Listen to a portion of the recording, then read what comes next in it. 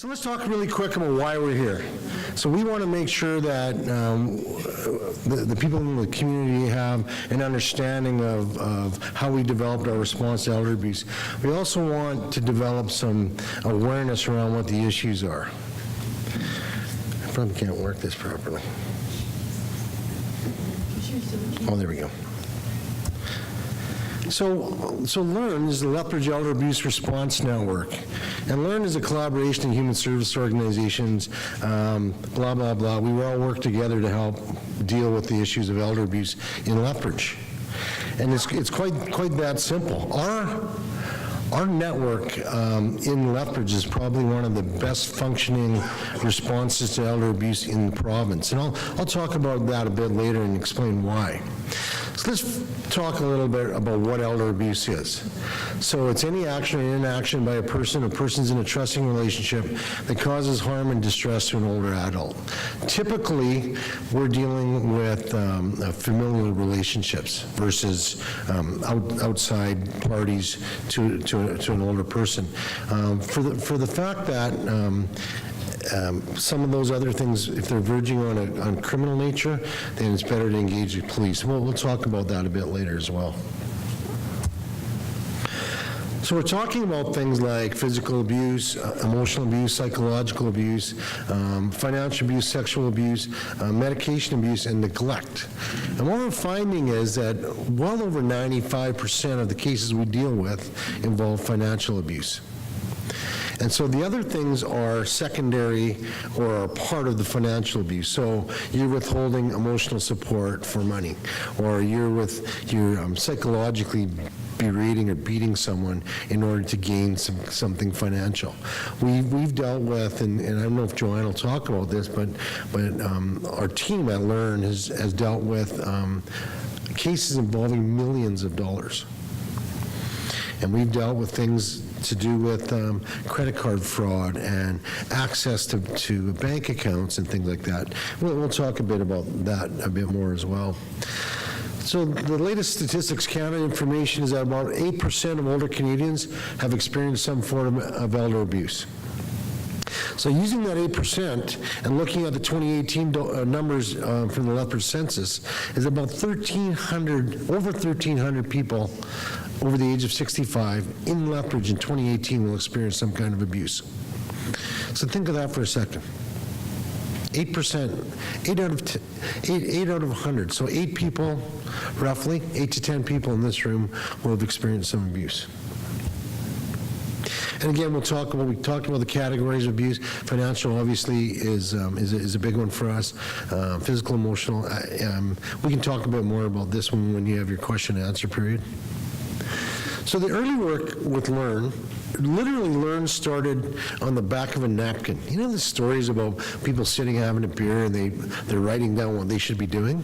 So in 2009, Marlene Van Eden, who was the LSU Support Services Coordinator, and Don Vickers from FCSS at the City of Lethbridge, and Dan Walton with the City Police were at a conference. We have that on here somewhere, don't we? We're at a conference, and they literally had an epiphany about how they could start the Elder Abuse Response Network. In fact, the original writing on the napkin included a whole bunch of different names they could use for LEARN and how it would sound, and they had some crazy names, but they formulated what they saw, and it was their vision that helped create LEARN.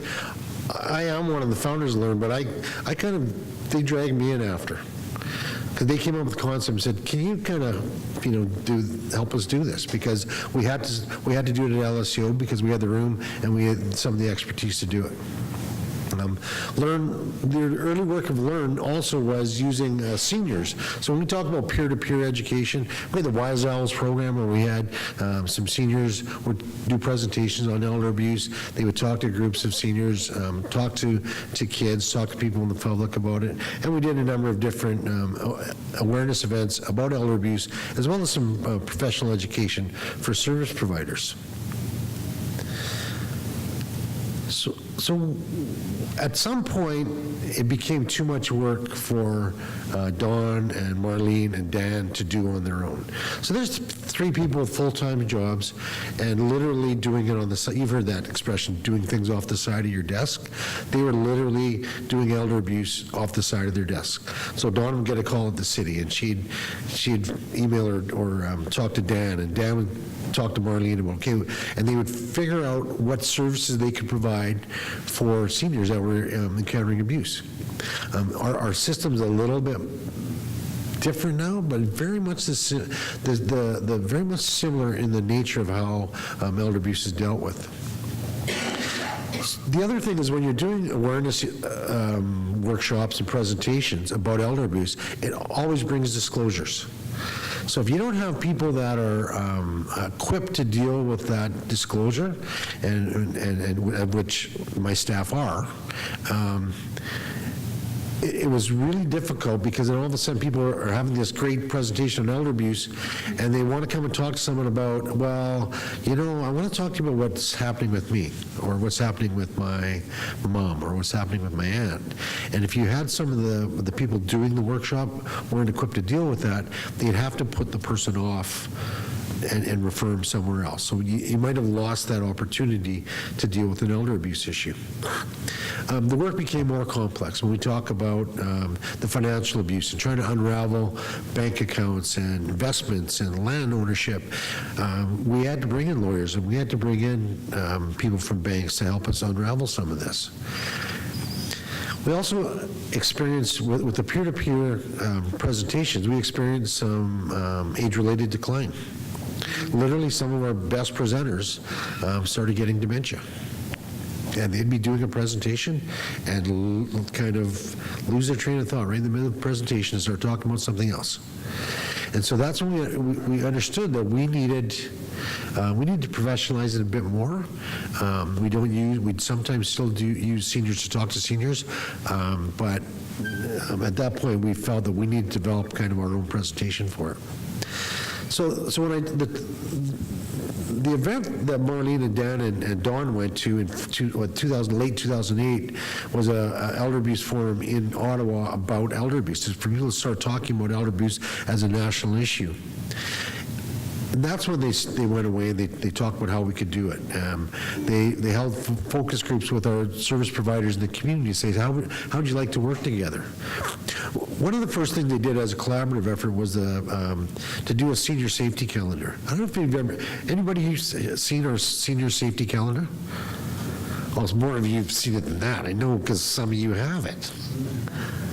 Okay, that whole table at the back, I know you've seen it because I've seen you guys take one. So the senior safety calendar was a brainchild. It was a brainwave. It was an unbelievably successful device to get elder abuse information into people's homes. So this calendar is all about safety issues, internet safety, and talking to people in the street, and don't let people in your house, and do you have the right kind of locks in your doors. And right in part of it was a whole month of elder abuse information. So the senior safety calendar was a brilliant way so that people don't have elder abuse brochures sitting around their house, so the abuser comes in and goes, oh, what are these? They're not going to question a whole calendar of safety safety tips, but they will question people having learned brochures. So that's why the brochures are more for professionals and the calendar is more for seniors in our community. And on the back is a list of resources that they can call. Not just elder abuse resources, but resources that seniors. So we're that kind of hiding in plain sight. We'll talk more. We like that term at Learn, is hiding in plain sight, because we do that a lot.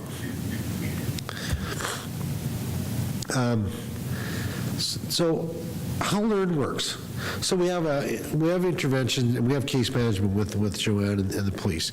We do education awareness. We do presentations. Joanne sits on the Alberta Elder Abuse Awareness Council. So it's a group of people across the province that meet and discuss elder abuse issues and talk about how they can deal with issues more effectively. And we have a community collaborative response, is what Learn is all about. Community organizations working together to deal with elder abuse as a collective and as a multidisciplinary body that we can draw information from in order to solve issues. So the LEARN model is pretty unique. And this is a smaller version of, we have one that has all these other balloons on it, but it would have been too much. It's just too much to ingest at one point. So we get a referral, comes into the case manager, which is Joanne. The case manager decides how she wants to deal with it.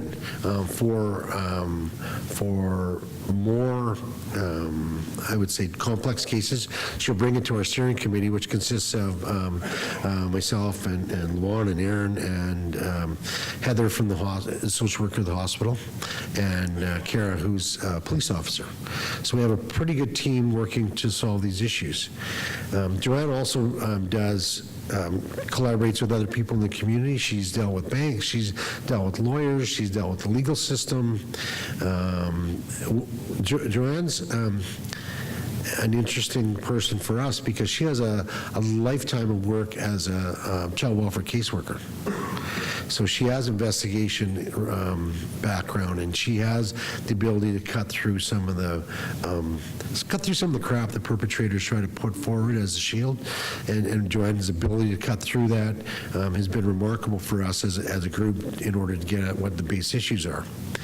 So there's also LEARN also does a network coordination, which Lavonn will talk about that a bit, and the information awareness. So that's LEARN, so Lethbridge Elder Abuse Response Network, with our case manager and the way our social workers at LSCO support them post and pre-crisis is a unique model in the province. So Joanne's going to talk about what she does in terms of case management.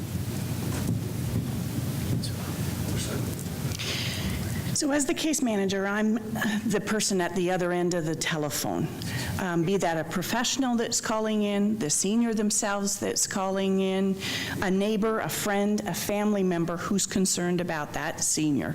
I'm at the other end of the telephone, picking up and saying, can you tell me what happened? So I'm the one that looks for the information. I do the intake, and that is taking the information.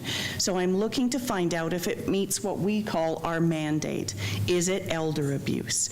The nice thing that happens is if it's not elder abuse, then I can make a referral to my colleagues. So Erin there and Lavonn, both of which are social workers like myself, who can provide supports to a senior who may be in a situation that is not good, but is not elder abuse, and I would refer out. As the cycle before talked about, I take the intake and then I do the assessment. So part of the language that I use is I may make a cold call. So I may go directly to the senior's home. I may go with Lavonn or Erin, or I may go with my partner, Constable Kara Hagan, to see if there's a situation that we need to respond to. The nice part about that is if there's anything that is criminal in nature, we can address that right then and there. And the purpose of the assessment is to provide support to that senior. They drive the bus. They're the ones who are going to guide what kind of support services they want to see. I follow their lead. Once we've made an investigation, so that means, have I determined that there has been elder abuse? What do we need to do at that point? So like I said, in conjunction with the senior, we make a plan of action. And sometimes that means going to the bank and taking a look at what records indicate, has there been any kind of financial abuse? It may mean working with VSU, Victim Services Unit, to provide the senior supporting going to court if there's been a situation where there's been fraud with one of their credit cards.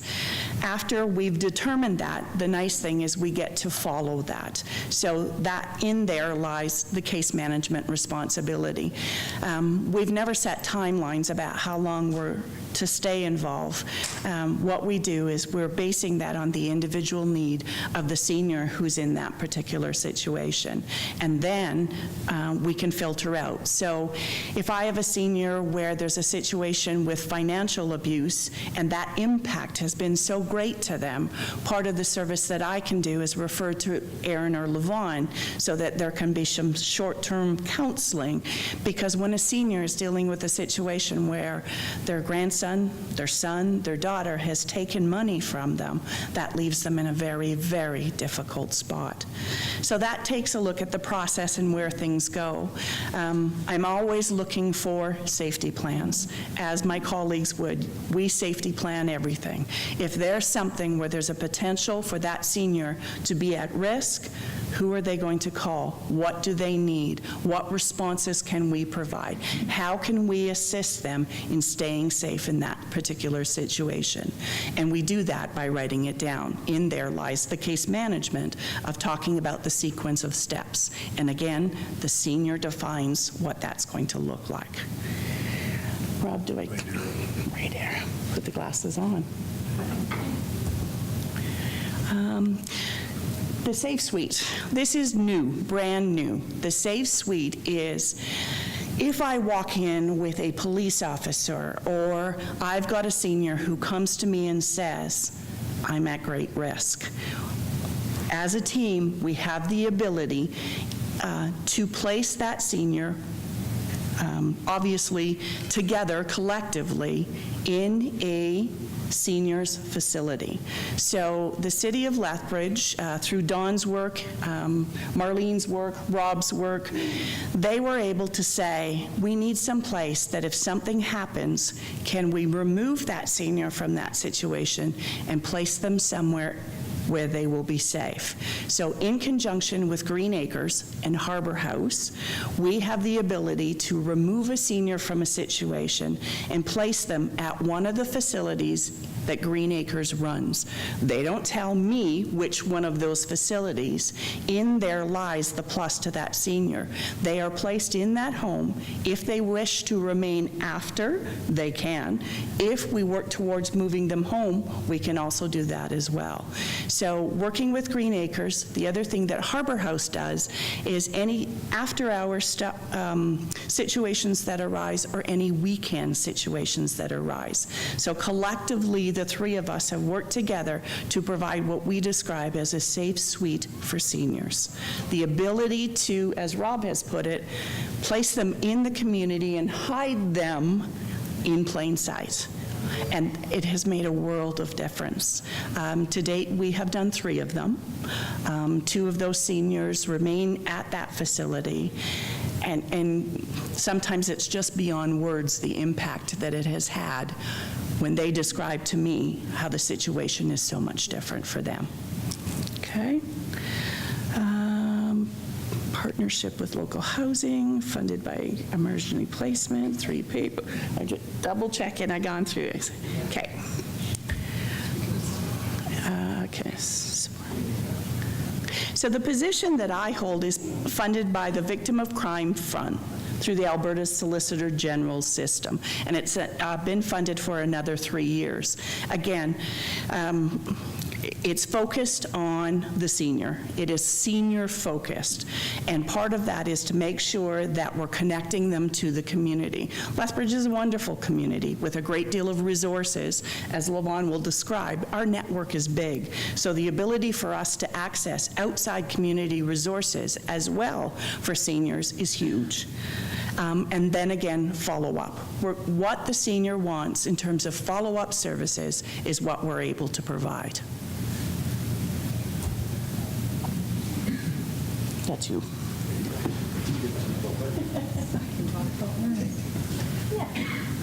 Welcome, Lavonn here. I want to speak to the network. I joined Learn as a coordinator in 2017. When I walked into a completely intact, well-developed network program.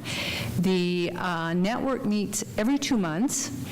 We have over 20 human service agencies that are involved with the program. I can speak to some of them as the LPS, Lethbridge Police Services, Red Cross. We have banking members from banking institutions. We have Lethbridge Family Services, extra counselors, Alberta Health Services. And when we meet, we provide all of those networking opportunities. When I walked in, if I didn't know something where to go to, we had the opportunity to sit down and meet and spell each other off, and it's an intact network support. So the service that Joanne provides and myself and Erin provide, we spell off and go to the next level of network and get more information and more supports and resources. There are 3 levels. The level 1 is our steering committee. Level 2 is provides human service providers, and they also provide those resources for us. And level 3 members of our network help with things like our safety calendar, our World Elder Abuse Day prevention. Anytime I've had to ask for anyone, there's been people step forward all the time to come forward and say, what can I do? How can I help with Learn to make it aware and recognized? Up with arrows. Oh, okay. So there is. Did I go backwards? Oh, thanks, Rob. Okay. So the position that I hold as a coordinator came from the coordinated community, coordinated crime position, and that will be moving forward and phasing out. I also am half-time with the Lethbridge Senior Citizens part, so that's where the case management social work part collaborate together. So what have I missed on the coordination?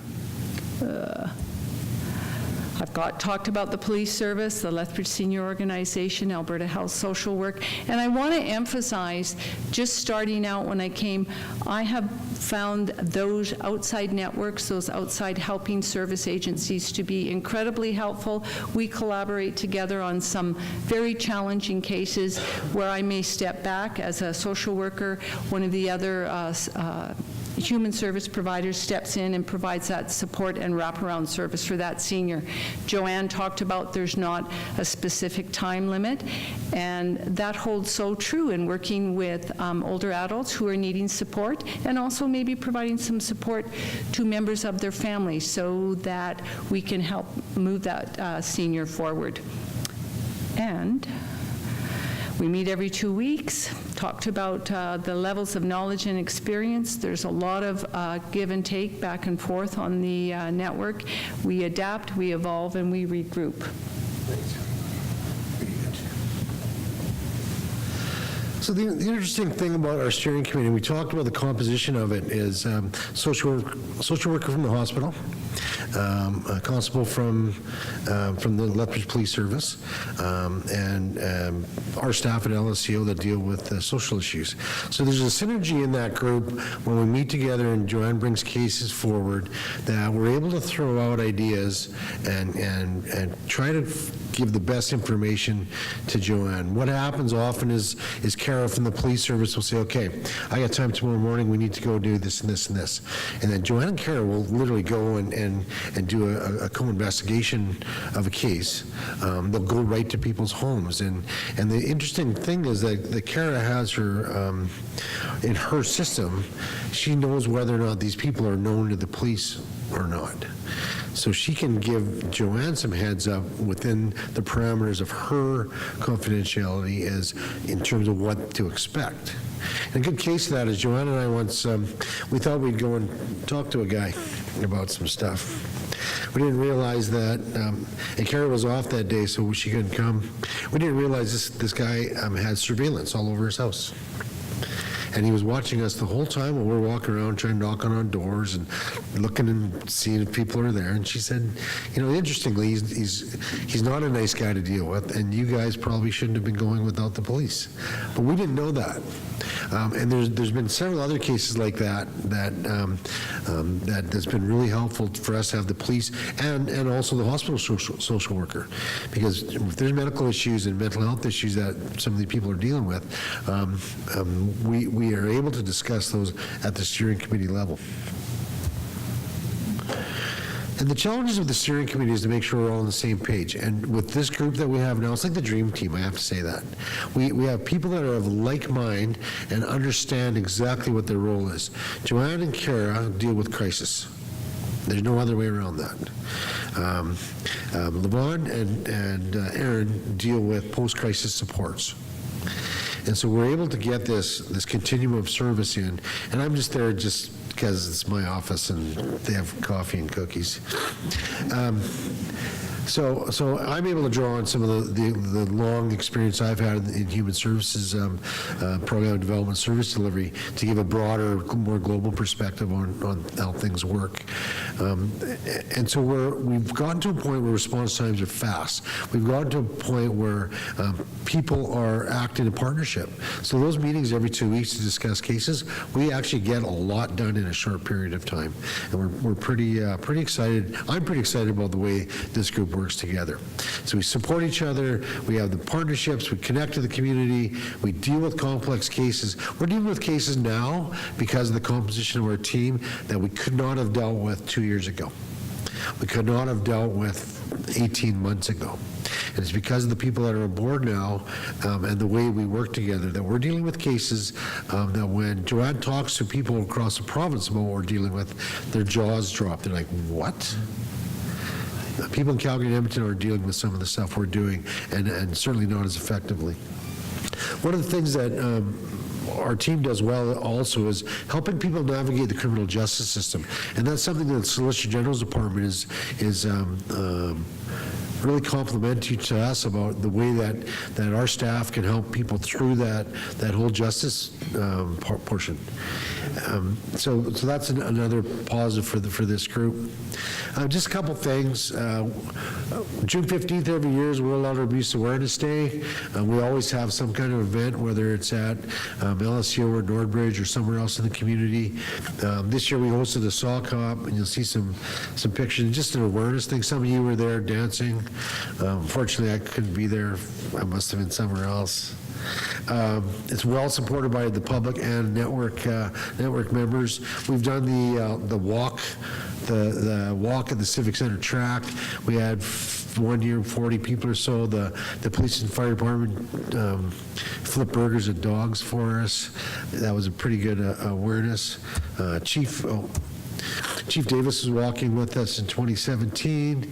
Your Salk up, there's Maria Fitzpatrick and Marlene cutting the rug, so to speak. And there's a couple of the police officers that we work with. Of course, we always have cake. Cake's important and learn issues. And here's some contact information for Joanne and Lavonn. You can get a hold of Erin also at the 320-2222 number. And after lunch, we'll be pleased to answer any questions you might have.